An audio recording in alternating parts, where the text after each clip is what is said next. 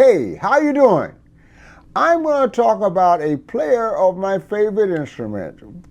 A few of you know that I'm a trombone player. And the funny thing is, I'm a trombone player for the same reason this next subject is a trombone player. I'm not sure how many people really want to be a trombone player. Normally, we're kind of appointed trombone player. And so, let me get into the story and then you'll see what I'm talking about. So, there's this kid who's not born yet. He's in the oven down there in Atlanta. And this is during the time of the Great Migration, so there's a whole lot of black folks leaving the South going north. And his father, who had immigrated from Jamaica, was having a hard time with what was going on in Georgia at that time. And so before his son was born, he said, look, to his wife, we got to get out of here. I'm not raising my kid in this mess. So they took off to Detroit, where he did what most black men did. He got a job in a factory. Evidently, it was a pretty dangerous place. And before his son was born, he died of tuberculosis. So that was the end of that. And 9 years later, his wife,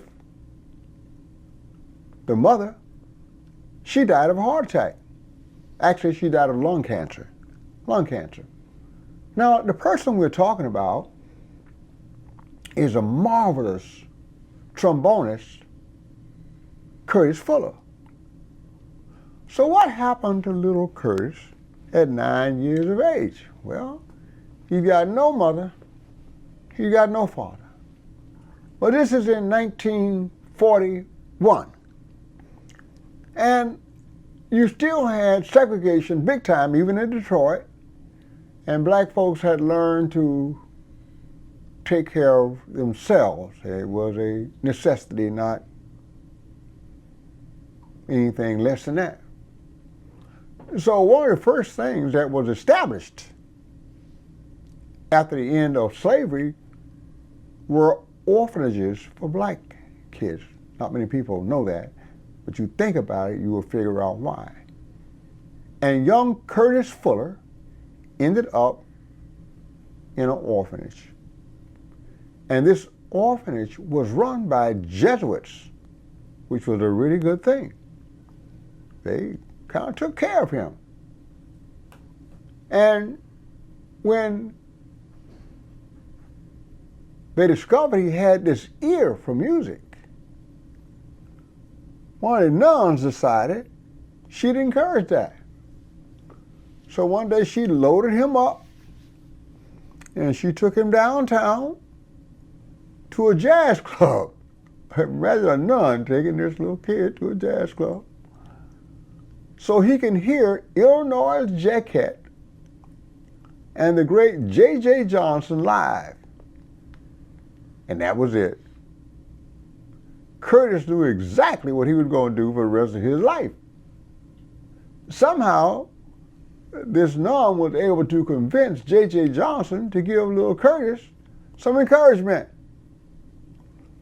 And so when Curtis decided to join the band, he had my experience. The first thing he wanted to play was the violin. But they were out of violins. And the second thing he wanted to play was the drums, and he had too many drummers. And then he wanted to play the saxophone, and they were out of saxophones. And I said, you know, I got one more thing over here. I got this trombone. He said, oh, no. Yeah, we got that over there. Try it. Oh, come on, you're going to love it like this. But he did. And through the encouragement of J.J. and Elmer, who was a tuba player, trombone player, in Fletcher Henderson's band, and many other bands that were working at that time, he started developing. Now, he didn't start playing until he was 16 years old. Remember, This kid's being raised in an orphanage. He does not have a whole lot of opportunities. But at 16, he started on the journey he will be on for the rest of his life. Now, he couldn't think about this and that, college and stuff like that. No, he's an orphan. So what do? He did what a lot of black men did, especially musicians. They enlisted in the Army. Now you get paid to play your horn and practice. Man, you can make some money and get better. So he was lucky because he grew up in Detroit, or Detroit, as a lot of us black folks say, Detroit. A lot of jazz musicians in Detroit, lots. Kenny Burrell, Betty Carter, the Jones brothers, Elvin, Hank, Thad, Yusuf Lateef, Barry Harris, Ron Carter, Paul Chambers.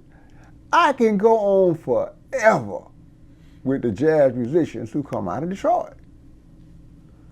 So he ended up being assigned to the same facility that the great Paul Chambers was assigned to. And those who know jazz, though, Paul Chambers was the main bass player that played for Miles Davis' first great sextet and only great sextet, and his first great quintet. That was Paul Chambers. Well, they ended up in the service together, and they tried to put a band together, and they met two brothers from Florida who happened to be in the Army at the same time as they were. Who are these brothers from Florida that could influence them? Well, one was Cannonball Adderley, and the other was his little brother, Nat. And that's why they called him Nat. Because although his name was Nathaniel, he was so small they nicknamed him Nat. Yeah, so here he is in the Army after playing his horn only 4 years, and he's already playing with Paul Chambers and Cannonball Adderley and Nat Adderley. My God, talking right, winning, he was a winner. When he came out, he went straight back to Detroit and he started playing with everybody, including the multi-instrumentalist from Detroit who actually played with Cannonball's sextet. Go get Lighthouse Live, Hermosa Beach, Cannonball Adderley. You hear Yusuf Lateef playing tenor sax, oboe, many other instruments, Yusuf Lateef. So they had a band in Detroit, and it was getting good and getting better, and Yusuf wanted to go to New York. And Curtis is like, I ain't scared. So they loaded up, and they went to New York. And somehow, they were an instant success.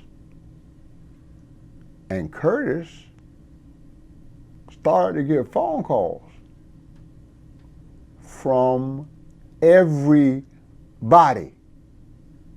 In his life, he made 29 solo albums.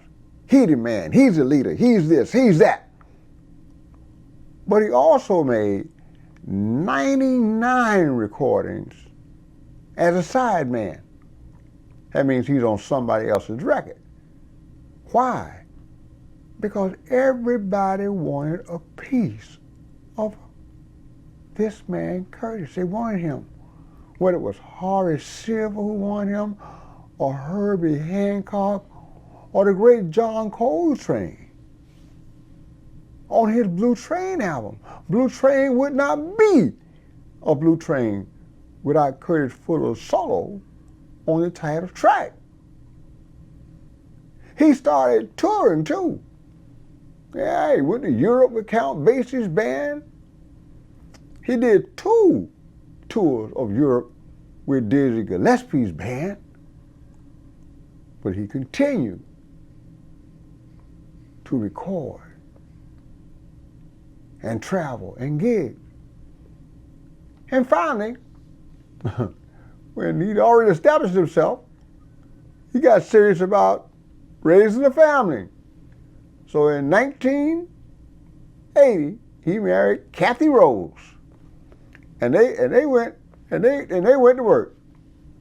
I think they produced 8 children and 9 grandchildren, and at last count, it was 19 or 20 great grandchildren. Unfortunately, she died young, after 20 years of marriage, of serious cancer, and broke his heart. One of his most memorable recordings is the story of Kathy Rose and him, referring to himself. It's a beautiful story. As I said, he started with nothing, but became a trombone player recognized as the great trio of trombonists: J.J. Johnson, Kay Wending, and Curtis Fuller.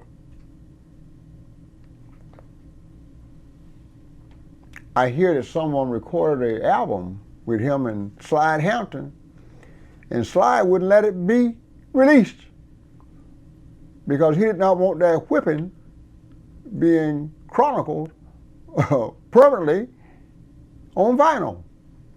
That was who Curtis Fuller was as a player. The leaps that he could make on the trombone, given the structure of the instrument, were virtually impossible. And he made it sound like a walk in the park, like eating candy.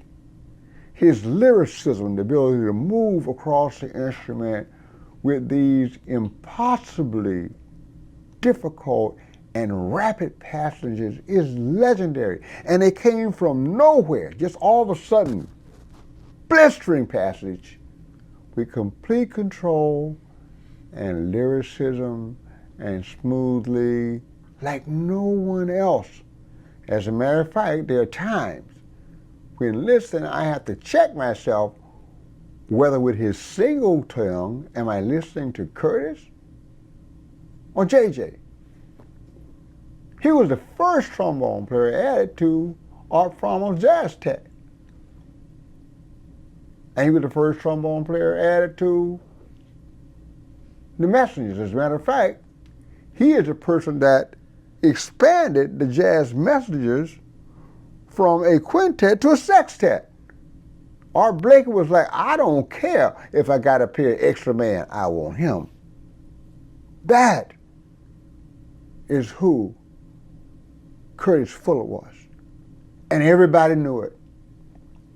And that's why he was so important as a sideman on recordings, and that's why he traveled and toured and gigged his whole life, because he was in demand.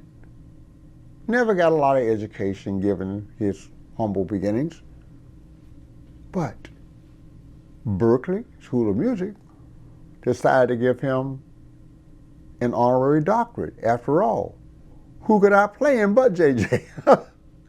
He may as well recognize what he can do, not some piece of paper on the wall. Yeah. The National Endowment for the Arts gave him the status of a jazz master.